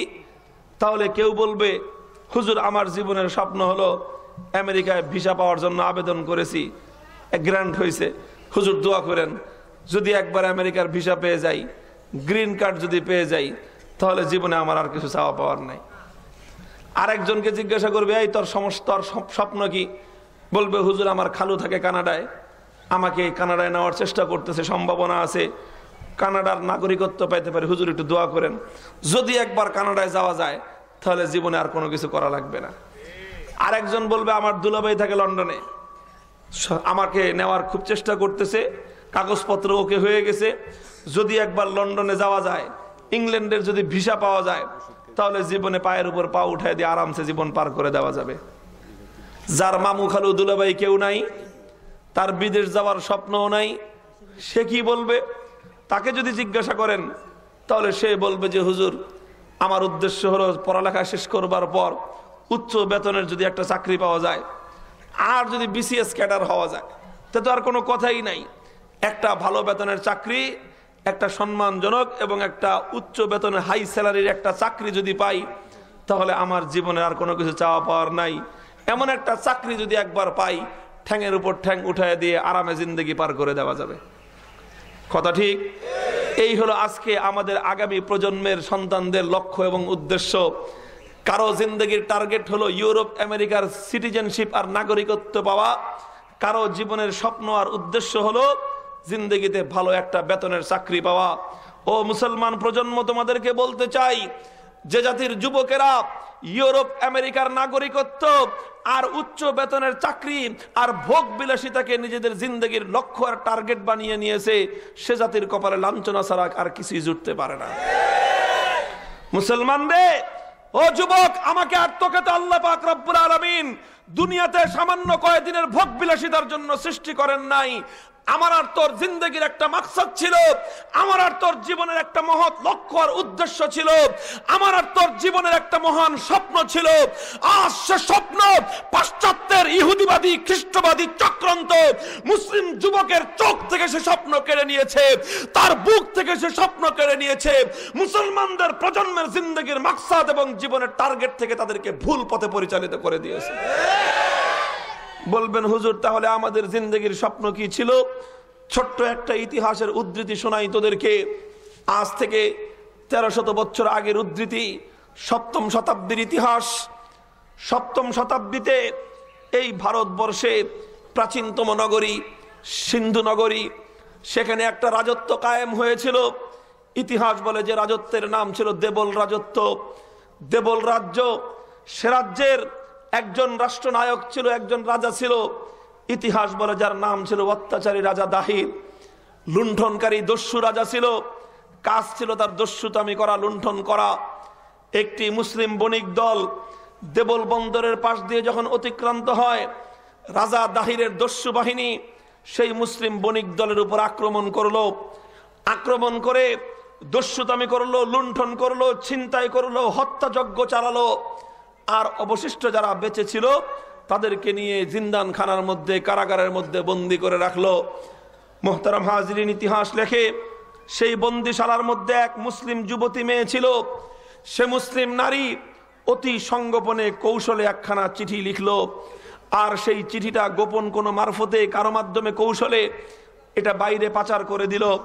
আর এভাবে হাতে হাতে সেই চিঠি পৌঁছে গেল মুসলমানদের প্রাণ কেন্দ্র মক্কা এবং মদিনা তথা হিজাজের গভর্নর হাজ্জাজ বিন ইউসুফের হাতে। সেই চিঠিতে মুসলিম মেয়ে লিখেছে, ও হাজ্জাজ বিন ইউসুফ, আমি হিন্দুস্তান থেকে জালিমের কারাগারে বন্দী তোমার এক বোন বলছি, আমি এই জালিমের জিন্দান খানায় নিজের ইজ্জত লুণ্ঠিত হওয়ার প্রহর গুনতেছি। যে কোনো মুহূর্তে এক মুসলিম নারীর ইজ্জত নিয়ে অত্যাচারীরা ছিনিমিনি খেলবে, এমন কঠিন অবস্থায় আমি দিনাতিপাত করতেছি। আর তুমি মুসলমানদের শাসক, সোনার সিংহাসনে আরামে রাজ্য শাসন করতেছো, লজ্জা লাগে না তোমার? কিয়ামতের দিন আল্লাহ যদি তোমাকে জিজ্ঞাসা করে, তাহলে তুমি কি করে খোদার কাছে মুখ দেখাবে? মুহতারাম হাজিরিন, ইতিহাস লেখে হাজ্জাজ বিন ইউসুফ চিঠি পাওয়ার সঙ্গে সঙ্গে অস্থির হয়ে পড়লো, পায়চারি করতে আরম্ভ করলো। আরামের ঘুম তার হারাম হয়ে গেল। বেগম সাহেবা ডাক দিয়ে বলল, ঘুমান না কেন? হাজ্জাজ বিন ইউসুফ জবাব দিল, মুসলমানের বোন জালিমের জিন্দানখানায় নিজের ইজ্জত লুণ্ঠিত হওয়ার প্রহর গুনবে, আর মুসলমানের শাসক আরামের ঘুম ঘুমাবে। কিয়ামতের দিন আল্লাহ এবং তার রাসূলের দরবারে মুখ দেখাবার সুযোগ থাকবে না। হাজ্জাজ বিন ইউসুফ একজন মুসলিম শাসক, খুব ভালো মানের মুসলমান ছিল, ইতিহাস তা বলে না, বরং সে একজন অত্যাচারী শাসক ছিল। কিন্তু তার অন্তরের মধ্যেও এতটুকু চেতনা ছিল যে মুসলমান শাসক কশ্চিনকালেও এক মুসলিম নারীর বেইজ্জতি কোনোদিন মেনে নিতে পারে না। এভাবে অস্থিরভাবে পায়চারি করে রাতটা কাটিয়ে দিল। সকালবেলায় প্রভাত রশ্মি, পূর্ব দিগন্তে তখনও সূর্য উদিত হয় নাই। এর আগেই হাজ্জাজ বিন ইউসুফের বজ্রকণ্ঠে ঘোষিত হলো, সুদূর আরব থেকে হিন্দুস্তানে জালিমের জিন্দানখানা থেকে মুসলিম নারীকে মুক্ত করবার জন্য প্রয়োজনে আমি আরব থেকে আমি সেনাবাহিনী প্রেরণ করব। মুহতারাম হাজিরিন, যেমনই ঘোষণা তেমনই কাজ। 5000-এর একটা সৈনিক দল তিনি তৈরি করলেন, আর সে সৈনিক দলের সেনাপতি নিয়োগ করলেন মাত্র 17 বছরের এক তরুণ সেনাপতিকে। মাত্র 17 বছর ছিল সেই সেনাপতির বয়স। ইতিহাসে লেখা হয় যার পরিচয় ফাতেহুল হিন্দ মুহাম্মদ বিন কাসেম রহমতুল্লাহ আলাইহি। মাত্র 17 বছর ছিল তার বয়স। ও দোস্ত, 17 বছর বয়সের তরুণ সেনাপতি মোহাম্মদ বিন কাসেম 5000-এর বাহিনী নিয়ে আরব থেকে রওনা করলেন হিন্দুস্তানের উদ্দেশ্যে। হাজার হাজার মাইল অতিক্রম করে সিন্ধু এলাকায় আসলেন। দেবল রাজ্য আক্রমণ এবং অভিযান পরিচালনা করলেন। অত্যাচারী রাজা দাহিরের কারারে লৌহ কপাট ভেঙ্গে গুড়িয়ে দিলেন। সেই ভেঙ্গে গুড়িয়ে দিয়ে জিন্দানখানার অন্ধকার প্রকোষ্ঠ থেকে নিজের বোনকে মুক্ত করে আনলেন। মুক্ত আকাশের নিচে দাঁড়িয়ে খোদার আরশের দিকে শাহাদাতের আঙ্গুলি উত্তোলন করে বিশ্ব ইতিহাসকে সাক্ষী রেখে ছোট্ট একটা কথা বলেছিলেন, কদ আদাইতু ফরিজাতি, কদ আদাইতু ফরিজাতি। ওলামায়ে কেরাম শব্দের অর্থ বুঝেন, মাদ্রাসার ছাত্র বন্ধুরাও বুঝে, আমার সাধারণ মানুষ। কদ আদাইতু ফরিজাতির অর্থ হলো এই, ও দুনিয়ার মানুষেরা, আমার মা আমাকে 10 মাস 10 দিন গর্ভে ধারণ করেছিল। মায়ের বুকে একটা স্বপ্ন ছিল। আমার মা আমাকে 2 বছর স্তন্যদান করে দুধ পান করিয়েছিল। আমার মায়ের একটা স্বপ্ন ছিল, আমার বাবা আমাকে তিল তিল করে লালন পালন করে বড় করেছে। আমার বাবার চোখে একটা স্বপ্ন ছিল আমাকে নিয়ে। আমি এক মুসলিম যুবক, আমি আমার জিন্দগির 17টা বসন্ত অতিক্রম করেছি। আমার জীবনের একটা লক্ষ্য আর টার্গেট আর এইম ছিল। ও বিশ্ববাসী, তোমরা সাক্ষী থাকো, আমি এক মুসলিম তরুণ, এক মুসলিম যুবক আরব থেকে ছুটে এসে হিন্দুস্তানের জালিমের জিন্দানখানার লৌহ কপাট ভেঙ্গে দিয়ে আমার বোনের ইজ্জত আমি হেফাজত করতে পেরেছি। আমার বোনকে আমি মুক্ত করতে পেরেছি। ও দুনিয়ার মানুষ, তোমরা সাক্ষী রাখো, আমার মায়ের স্বপ্ন পূরণ হয়ে গেছে। ও দুনিয়ার মানুষ, তোমরা সাক্ষী থাকো, আমার বাবার স্বপ্ন পূরণ হয়ে গেছে। ও দুনিয়ার মানুষ, তোমরা সাক্ষী থাকো, আমি এক মুসলিম যুবক, আমার জিন্দগির লক্ষ্য আর টার্গেট ফুলফিল হয়ে গেছে। এখন যদি আমি মরেও যাই, আমার কোনো দুঃখ নাই। কিয়ামতের দিন আল্লাহর দরবারে আমি বলতে পারবো, হে আল্লাহ, তুমি আমাকে যৌবন দান করেছিলে, এই যৌবনের দ্বারা আমি জুলুমের কবর রচনা করেছিলাম, আর আমার এই যৌবনের শক্তির দ্বারা জুলুমের লৌহ কপাট ভেঙ্গে দিয়ে আমি এক মজলুম আমার বোনকে আমি মুক্ত করেছিলাম। ওগো আল্লাহ, আমি আমার যৌবনের দায়িত্ব পালন করেছি। ও দুনিয়ার মানুষ, তোমরা সাক্ষী থাকো, কদ আদাইতু ফরিজাতি। মুহাম্মদ বিন কাসেম তার জিন্দগির জিম্মাদারি আদায় করে ফেলেছে। আরে জিন্দগির লক্ষ্য উদ্দেশ্য কাকে বলে? জীবনের টার্গেট কাকে বলে? জীবনের স্বপ্ন কাকে বলে? আমার কথা যারা শুনছেন, সর্বপ্রথম বলবো আমার মায়েদেরকে, মা, তোমার চোখে একটা স্বপ্ন থাকতে হবে তোমার সন্তানকে নিয়ে। মা, যখন তুমি তোমার গর্ভে সন্তান ধারণ করবে, তখন তোমার বুকে একটা স্বপ্ন থাকতে হবে। মা, তুমি যখন তোমার সন্তানকে দুধ পান করাবে, স্তন্য দান করবে, ও মা, তোমার সন্তানকে নিয়ে তোমার একটা স্বপ্ন থাকতে হবে। হে বাবা, যখন তুমি তোমার সন্তানকে আদর করবে, সোহাগ করবে, তোমার বুকে তোমার সন্তানকে নিয়ে একটা স্বপ্ন থাকতে হবে।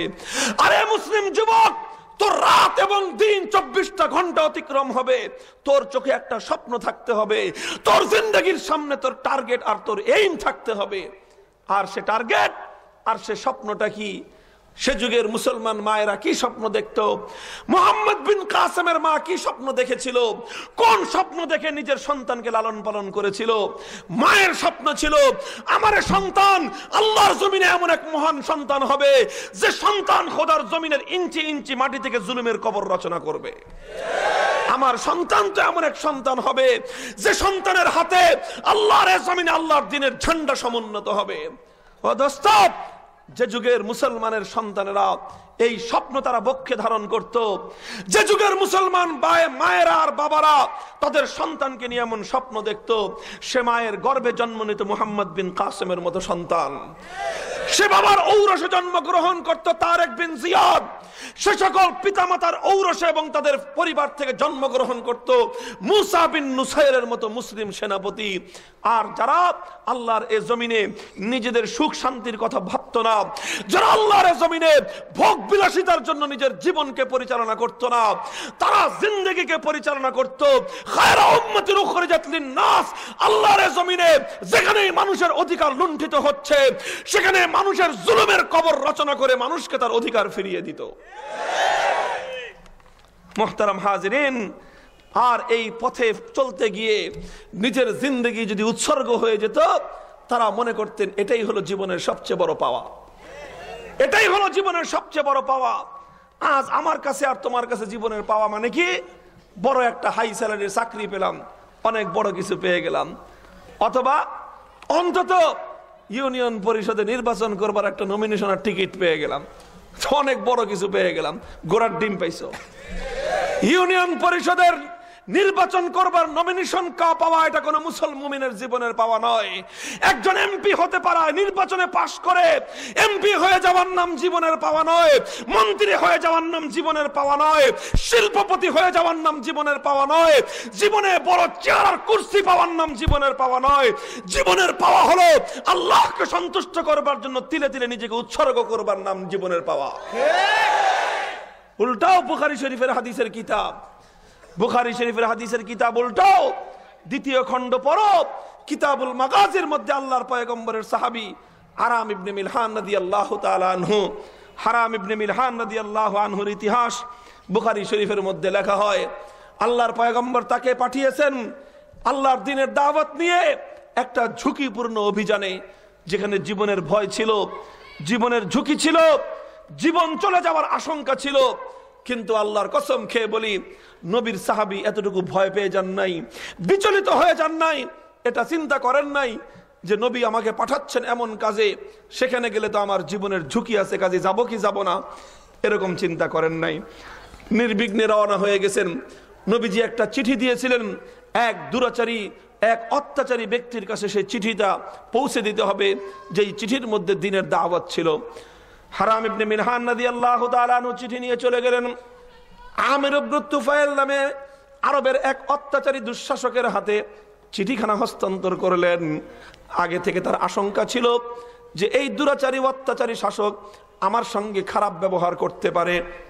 যে আশঙ্কা করেছিলেন তাই ফলল। সেই আমের ইঙ্গিত করে দিল পেছন থেকে একজন গুপ্ত ঘাতক ছিল।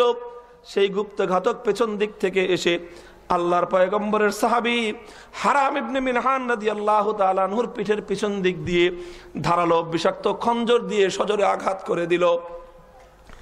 পিঠের মধ্যে ধারালো খঞ্জর বিদ্ধ করে দিল।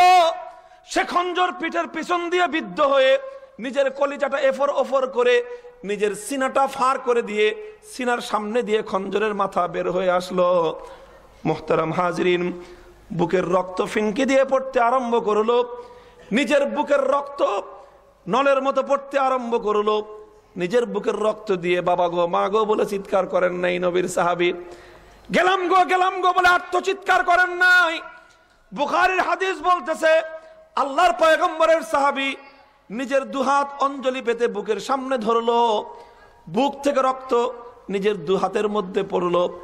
সেই দুই হাতের রক্ত নিয়ে নিজের চেহারাকে তিনি রঞ্জিত করলেন। ও মুসলমান যুবকরে, মুসলমানের যুবকের জন্য সাজসজ্জা অবলম্বন করবার জন্য, রূপচর্চা করবার জন্য দুনিয়াতে আল্লাহ পাক সোনো পাউডার সৃষ্টি করেন নাই। আর ফেয়ার অ্যান্ড লাভলির এখন তো জেন্টস বের হয়েছে না? কি বের হয়েছে? জেন্টস বুঝেন না? আগে তো ফেয়ার অ্যান্ড লাভলি মাখতো শুধুমাত্র মাইয়ারা, ফেয়ার অ্যান্ড লাভলি মাখলে সাদা হওয়া যায়। এরপরে ওরা বের করছে কি জেন্টস। জেন্টস মানে কি? পুরুষরা ব্যবহার করবে ফেয়ার অ্যান্ড লাভলি। কি হবে? চেহারা সুন্দর হবে। এই গাদা জানি কথাকার। মুসলমানের যুবক ফেয়ার অ্যান্ড লাভলি মেখে নিজের চেহারাকে সুন্দর করে। মুসলমানের যুবক সোনোয়ার পাউডার মেখে নিজের চেহারাকে সুন্দর করে। আরে মুসলমানের যুবক তো নিজের চেহারাকে সৌন্দর্য করে নিজের বুকের রক্ত দিয়ে। আল্লাহর পয়গম্বরের সাহাবী নিজের বুকের রক্ত নিয়ে নিজের চেহারায় মাখলেন। আর একটা কথা বললেন, বুখারী শরীফের হাদিস বলতেছি, আজকে তো আমাদের সমাজে মুসলমানরা বুখারী শরীফ পড়ে। কি জন্য পড়ে জানেন? বুখারী শরীফ পড়ে গিয়ে মসজিদের মধ্যে গন্ডগোল লাগাইবে। বুখারী শরীফ পড়ে গিয়ে মসজিদের মধ্যে গন্ডগোল লাগাবে যে হাত এমনে না অমনে বান্ধ, আমিন এমনে না অমনে পড়ো, আর কেরাত এমনে না অমনে পড়ো, সূরা ফাতিহা পড়স নাই কেন, তোর নামাজ হয় না, তুই মুশরিক। গাদার দল জানে কথাকার। ইমাম বুখারী এই গন্ডগোল পয়দা করার জন্য বুঝি বুখারী শরীফ লিখছিলেন। আর বুখারী শরীফে তোমরা এই মাসলা ছাড়া আর কিছু পাও না। আরে বুখারী শরীফে ইমাম বুখারী রাহমাতুল্লাহি আলাইহি তো সেই ইতিহাস লিখেছেন এক এক মুসলমানের জিন্দেগীর লক্ষ্য এবং মাকসাদ কি জিনিস ছিল। বুখারী শরীফে তো সেই হাদিস লেখা হয়েছে যে এক একজন মুসলমান আল্লাহর দ্বীনকে দুনিয়াতে জিন্দা করবার জন্য কিভাবে নিজেকে আত্মউৎসর্গ করে দিবে, কিভাবে নিজের রক্ত দিয়ে আল্লাহর জমিনকে ধুয়ে পবিত্র করতে হয়, কিভাবে মানুষের অধিকার কায়েম করতে হয়, কিভাবে খোদার দ্বীনের ঝান্ডা সমুন্নত করতে হয়, সেটা ছিল বুখারী শরীফের উদ্দেশ্য। কিন্তু ওইসব হাদিস বলবে না, ওই হাদিসের আলোচনা নাই। বুখারী শরীফের এই হাদিস আমি যা শুনাইলাম আপনাদেরকে, এটা কোনোদিন এদের মুখে শুনবেন না। এই সমস্ত হাদিসের আলোচনা নাই। কেন নাই? কেন নাই সেটাও বলে দেই। কারণ এই হাদিস আলোচনা করলে 2 পয়সা পাওয়া যাবে না। এই হাদিসের আলোচনা করলে কোনখান থেকে বরাদ্দ আসবে না। এই হাদিসের আলোচনা করলে মুসলমানদের মধ্যে আত্মত্যাগের চেতনা তৈরি হবে, মুসলিম মানুষ, মুসলিম জাতি মাথা উঁচু করে দাঁড়াতে পারবে। এই জন্য এই সমস্ত হাদিস নিয়ে আলোচনা হবে না। আজ তোমাদেরকে আমি বলে যাই, জিন্দেগীর মাকসাদ কাকে বলে, জীবনের সফলতা এবং কামিয়াবি, আর জীবনের টার্গেট এবং এইম কাকে বলে। হারাম ইবনে মিলহান রাদিয়াল্লাহু তাআলা আনহু, আল্লাহর পয়গম্বরের সাহাবী, নিজের হাতে নিজের 2 বুকের রক্ত নিয়ে নিজের চেহারায় মাখলেন আর চিৎকার করে বললেন, ফুস্তু ওয়া রাব্বিল কাবা, ফুস্তু ওয়া রাব্বিল কাবা, ফুস্তু ওয়া রাব্বিল কাবা। হে দুনিয়ার মানুষ, তোমরা সাক্ষী থাকো, আমি কাবার রব আল্লাহর নামের শপথ করে বলতেছি, আমার জিন্দেগি ধন্য হয়ে গেছে, আমার জিন্দেগি কামিয়াব হয়ে গেছে, আমি আমার জিন্দেগির যা পাওয়ার ছিল সব পেয়ে গেছি আমি। এটার নাম হলো জিন্দেগির কামিয়াবি। জীবনের টার্গেট কি? একজন মুমিনের জীবনের টার্গেট হলো আল্লাহর সন্তুষ্টির জন্য নিজের সর্বোচ্চ ত্যাগ এবং কোরবানি স্বীকার করতে পারা, আল্লাহর দ্বীনের জন্য সর্বোচ্চ ত্যাগ এবং কোরবানি স্বীকার করতে পারা, সত্য এবং ন্যায় কায়েম করবার জন্য সর্বোচ্চ ত্যাগ এবং কোরবানি স্বীকার করবার মানসিকতা প্রস্তুত রাখা, অন্যায়, অবিচার, জুলুম, নির্যাতনের কবর রচনা করবার জন্য এক এক মুসলমান নিজের বুকের মধ্যে স্বপ্ন লালন করবে, আর সেই স্বপ্ন পূরণ হওয়ার নামই হলো মুসলিম যুবকের সব জীবনের সবচেয়ে বড় পাওয়া। কথা ঠিক না বেঠিক? আমার আখেরি পেগাম হলো তোমাদেরকে, হে ভাই, একটু জাগ্রত হও, বিবেকের দুয়ারটা একটু খুলে দাও। যখন সারা দুনিয়ার মানুষ ঘুমে বিভোর থাকে, চারিদিক যখন নীরব নিস্তব্ধ, মধ্যরাতে তুমি ঘুম থেকে উঠো, আর তোমার বিবেকের বদ্ধ দুয়ারটা খুলে দিয়ে বাংলার দক্ষিণ পূর্ব অঞ্চলের দিকে একটু কান পেতে শোনো।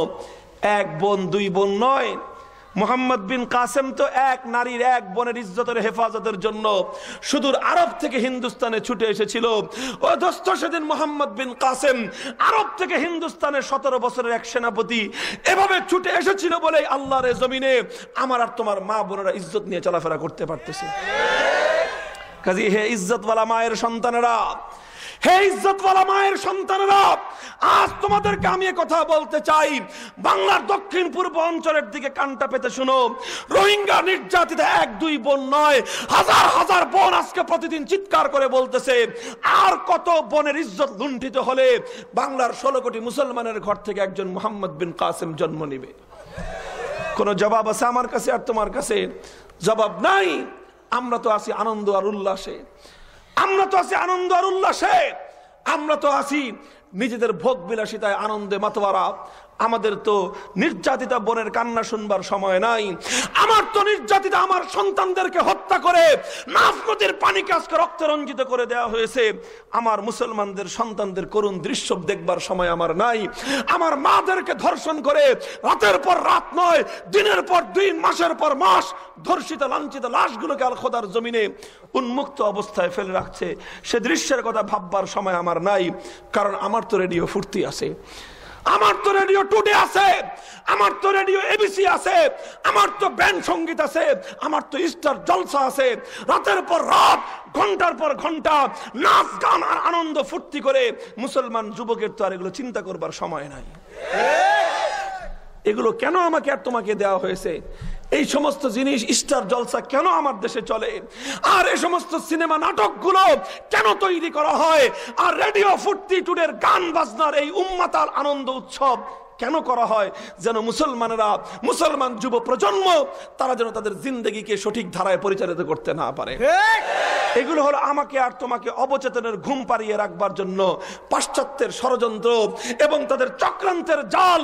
এ জালে আমি আর তুমি, আমার গোটা প্রজন্ম, আমার গোটা দেশ, আমার গোটা জাতি ষড়যন্ত্রের জালের মধ্যে আজকে অক্টোপাসে বন্দী হয়ে আছি আমরা।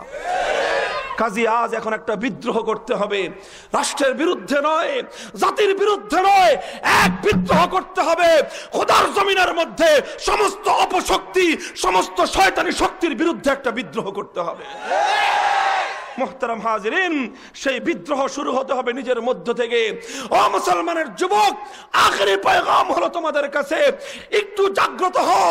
খোদার জমিনে যারা ইসলাম নিয়ে ছিনিমিনি খেলতে চায়, আমার আর তোমার শাহজালালের পবিত্র মাটি থেকে ইসলামী শিক্ষাকে যারা ধ্বংস করতে চায়, মুসলমানদের পকেটের পয়সা, মাথার গাম পায়ে ফেলানো ট্যাক্সের পয়সা দিয়ে যে দেশের পাঠ্যপুস্তক রচিত হয়, সেই পাঠ্যপুস্তক থেকে যারা 4 খলিফার জীবন চরিত্রকে বাতিল করতে চায়, যারা আল্লাহর নবীর বিদায় হজের ভাষণকে বাতিল করতে চায়, যারা মুসলমানদের শিক্ষা ব্যবস্থা পাঠ্যসূচকের পাঠ্যপুস্তকের মধ্যে পাঠাবলির পদ্ধতি অন্তর্ভুক্ত করতে চায়, যারা মুসলমানদের পাঠ্যপুস্তকের মধ্যে ও দিয়ে ওড়না চাই, এই শিক্ষা যারা বাতিল করতে চায়, ওরা আল্লাহর জমিনে মুসলমানদের জীবন থেকে ইসলামকে, সত্য এবং ন্যায়কে বিতাড়িত করতে চায়।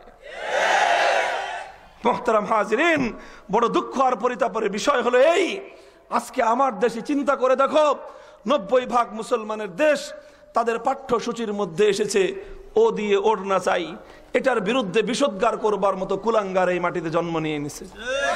কত বড় দুঃসাহস, কত বড় আস্পর্ধা! তারা বলছে ওড়না নাকি একটা সাম্প্রদায়িক শিক্ষা, এই জন্য ওড়নার শিক্ষা আমার পাঠ্যপুস্তকে থাকতে পারবে না। ও দোস্ত, ওড়না কবে সাম্প্রদায়িক শিক্ষা হলো? ওড়না তো সর্বকালে সর্বযুগেই সভ্যতা শালীনতার শিক্ষা ছিল। ওড়না কি শুধুমাত্র মুসলমানরা পড়ে, না সভ্য ভদ্র প্রত্যেকটা মেয়ে পড়ে? দেখো, বনেদি পরিবার যেগুলো হিন্দু পরিবার আছে, যারা সভ্য ভদ্র, যারা ঐতিহ্যবাহী হিন্দু পরিবারগুলোর কোন মেয়ে, সভ্য ভদ্র মেয়ে কোনদিন ওড়না ছাড়া রাস্তায় বের হয়েছে? 1000 বছরের আমার বাংলাদেশের ঐতিহ্য হলো শালীনতার ইতিহাস, সভ্যতার ইতিহাস, ভদ্রতার ইতিহাস। কিন্তু আজকে সে ওড়নার শিক্ষার বিরুদ্ধে কথা বলা হচ্ছে। কেন বলা হচ্ছে? ওরা আমাদের আগামী প্রজন্মের মেয়েদের শরীর থেকে ওড়না খুলে ফেলতে চায়। কেন খুলতে চায়? কারণ মেয়েরা শরীরকে ওড়না দিয়ে আবৃত করে রাখলে রাস্তাঘাটে মেয়েদের শরীরের ঊর্ধ্বাঙ্গের সৌন্দর্য ওরা অবৈধভাবে ভোগ করবার সুযোগ পাবে না। তাহলে ওড়না খুলে নিয়ে রাস্তাঘাটে আমার আর তোমার মেয়ে বোনদের, আমার আর তোমার মা বোনদের শরীরের সৌন্দর্য আড়ালে আবডালে দেখে দেখে ওরা রাস্তাঘাটে ভোগ করতে চায়। যারা আরেকজনের নারী, আরেকজনের মেয়ে, আরেকজনের মা, আরেকজনের বোন, আরেকজনের স্ত্রীর সৌন্দর্য রাস্তাঘাটে অবৈধভাবে ভোগ করতে চায়, ওদেরকে পরিভাষায় বলা হয় লুচ্চা, লম্পট, চরিত্রহীন।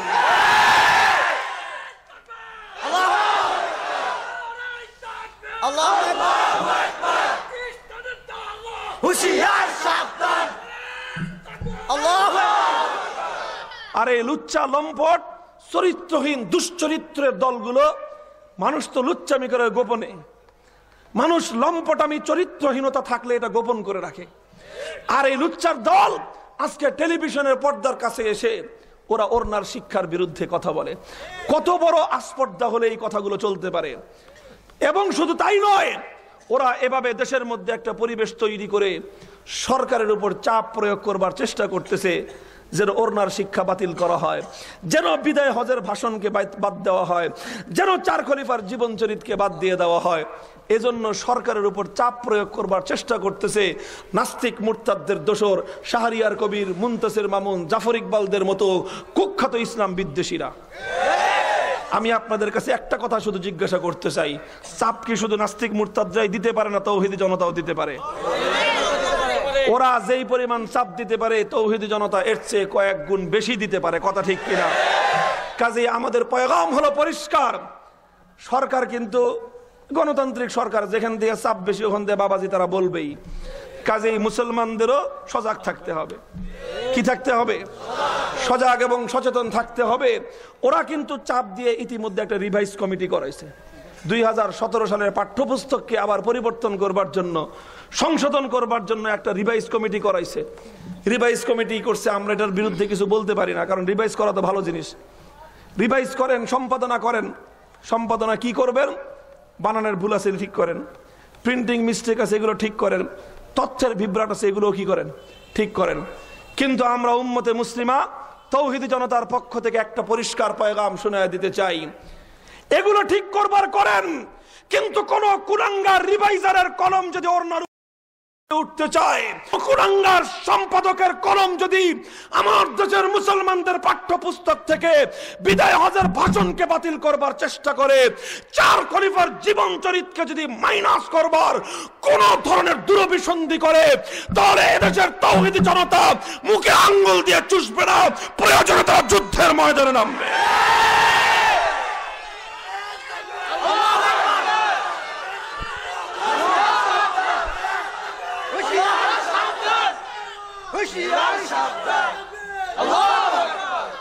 ইনশাআল্লাহ সজাগ থাকবেন তো? যদি মুসলমানরা সজাগ থাকে, তাহলে সুপ্রিম কোর্টের পবিত্র চত্বর থেকেও গ্রিকের দেবী এই থেমিস দেবী, এটা ইনশাআল্লাহ মুসলমানদের ভূখণ্ডে থাকতে পারবে না। এই থেমিস দেবীকে সেখান থেকে অপসারণ করে বঙ্গোপসাগরে আমরা চুবাইয়া দেব। কথা ঠিক না বেঠিক? যখনই ডাক আসবে আল্লামা আহমদ শফির পক্ষ থেকে, এদেশের আলেম সমাজ সচেতন আছেন, তাদের কথা হলো এই, যদি কাটতে চাস কল্লা কেটে নিয়ে যাবি, কিন্তু কল্লার উপর থেকে পাগড়ি খুলতে পারবি না। শির দেগা নাহি দেগা আমামা, জাতীয় কবি নজরুলের কথা। কথা ঠিক না বেঠিক? আমরা মাথা দিতে জানি, সম্মান আর ইজ্জত আমরা বিক্রি করতে জানি না। আমরা ঈমান দিতে জানি না, আমরা আল্লাহর পয়গম্বরের ইজ্জতের হেফাজতের জন্য বুকের তাজা রক্ত দিয়ে আমরা শাপলা চত্বরের মাটিকে স্পষ্ট পরিষ্কার করতে জানি। কথা ঠিক তো? ইনশাআল্লাহ এই চেতনা ধরে রাখবেন তো? আপনাদের রায়পুরের মাটি আল্লাহর পয়গম্বরের ইজ্জতের জন্য রক্ত দেওয়া শহীদের মাটি। কথা ঠিক না বেঠিক? এ মাটিতে পঙ্গুত্ব বরণ করেছে এমন মুসলমানের সন্তান আছে না নাই? দৃষ্টিশক্তি, চোখের দৃষ্টিশক্তি চিরজনমের জন্য চলে গেছে। মুহতারাম হাজিরিন, এ ভাইরা তারা হলো আমাদের জন্য গৌরব, তারাই হলো আমাদের আদর্শের মূর্ত প্রতীক। কথা ঠিক কিনা? ইনশাআল্লাহ এ পথে আমরা চলবো তো? ইনশাআল্লাহ অটল থাকবো তো? আল্লাহর দ্বীনের ঝান্ডা সমুন্নত করবার জন্য, ইসলাম বিরোধী যে কোনো অপতৎপরতাকে মোকাবেলা করবার জন্য, প্রয়োজনে জীবন দেওয়ার জন্য, প্রয়োজনে রক্ত দেওয়ার জন্য কারা কারা প্রস্তুত থাকবেন? খোদার কাছে শপথ করেন।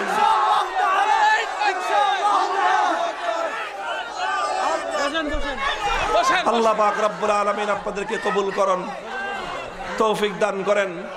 আমার জন্য দোয়া করবেন। যে কথাগুলো বললাম সেই কথাগুলো যেন শুধু আমার মুখের কথা না হয়, এগুলো যেন আমার অন্তর, আমার হৃদয় এবং আমার চেতনার কথা হয়। আমি আপনাদের জন্য দোয়া করি, আপনারা আমাদের জন্য দোয়া করবেন। সকলে মিলে ইনশাআল্লাহ খোদার এই জমিনে যতদিন বাঁচবো দ্বীন এবং ঈমান নিয়েই বাঁচবো। আল্লাহ পাক রব্বুল আলামিন আমাদেরকে তৌফিক দান করেন। ওয়া আখিরু দাওয়ানা আলহামদুলিল্লাহি রাব্বিল আলামিন। ওয়া আলা আলি মুহাম্মাদিন কামা সাল্লাইতা আলা ইব্রাহিম وعلى آل إبراهيم إنك حميد مجيد. سبحان الله وبحمده سبحان الله العظيم. اللهم صل على محمد النبي الأمي وعلى آله وسلم تسليما. ربنا آتنا في الدنيا حسنة وفي الآخرة حسنة وقنا عذاب النار. يا الله معبود رب العالمين আমাদের মাহফিলকে আপনি কবুল ফরমান। ইয়া আল্লাহ এই যুব সমাজকে আপনি কবুল ফরমান, তাদের এই উদ্যোগকে আল্লাহ আপনি কবুল ফরমান। ইয়া আল্লাহ যারা তাদেরকে সাহায্য সহযোগিতা করেছে তাদেরকে উত্তম বিনিময় দান করুন।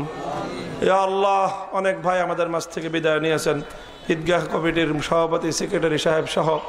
ইয়া আল্লাহ এলাকার ময় মুরব্বিয়ান যারা বিদায় নিয়েছেন, অন্ধকার কবর জগতে শুয়ে আছেন, আল্লাহ তাদের সকলের কবরের মধ্যে শান্তির ব্যবস্থা করে দিন। ইয়া আল্লাহ আমাদের বাবা মা যারা অসুস্থ অবস্থায় আছেন, শেফায়ে কামেলা আজলা পরিপূর্ণ সুস্থতা দান করুন। ইয়া আল্লাহ যারা পেরেশানিতে আছে পেরেশানি দূর করে দিন। ইয়া আল্লাহ আমাদের দেশের উপরে খাস রহমত নাজিল করুন। ইয়া আল্লাহ এদেশের মানুষের অধিকার কায়েম করবার জন্য, ন্যায় এবং ইনসাফ প্রতিষ্ঠা করবার জন্য, অন্যায় অসত্য এবং জুলুমের বিরুদ্ধে ইয়া আল্লাহ যুগে যুগে অনেক মানুষ, অনেক ইয়া আল্লাহ ধর্মপ্রাণ মুসলমান মানুষরা অকাতরে নিজেদের জীবনের ইয়া আল্লাহ জীবন বিলিয়ে দিয়েছেন, রক্ত দিয়েছেন। ইয়া আল্লাহ তারপরে তারা ন্যায় এবং ইনসাফ কায়েম করতে পেরেছেন। ইয়া আল্লাহ তাদের সকলের সেই শহীদি আত্মাগুলোকে আল্লাহ আপনি জান্নাতুল ফিরদাউসের আলা মাকাম দান করেন। ইয়া আল্লাহ যারা জুলুমের বিরুদ্ধে দাঁড়িয়ে যুগে যুগে আত্মত্যাগ স্বীকার করেছেন, ইয়া আল্লাহ তাদের সেই সোনালী আদর্শ অনুসরণ করবার মতো আমাদের যুব প্রজন্মের মধ্যে হিম্মত দান করুন। ইয়া আল্লাহ আমাদের সমাজে ইয়া আল্লাহ সকল অন্যায়, অবিচার, অসত্য, পাপ, পঙ্কিলতা, অশ্লীলতা, বেহায়াপনাকে দূর করে ইয়া আল্লাহ নীতি নৈতিকতা আদর্শ সমাজ হিসেবে আল্লাহ আপনি আমাদেরকে কবুল ফরমান। আমাদের দেশ এবং জাতিকে সমস্ত ষড়যন্ত্রের হাত থেকে হেফাজত করুন। শান্তি শৃঙ্খলা, ন্যায়, ইনসাফের সঙ্গে আল্লাহ দেশকে পরিচালিত করুন। ইয়া আল্লাহ শান্তির দেশ হিসেবে আমাদের দেশটাকে কবুল ফরমান। উম্মতে মুসলিমাকে সমস্ত জুলুমের হাত থেকে আল্লাহ আপনি হেফাজত করুন। রব্বানা তাকাব্বাল মিন্না ইন্নাকা আনতাস সামিউল আলিম ওয়া তুব আলাইনা ইয়া মাওলানা ইন্নাকা আনতাত তাওয়াবুর রহিম। سبحان ربك رب العزة عما يصفون وسلام على المرسلين والحمد لله رب العالمين.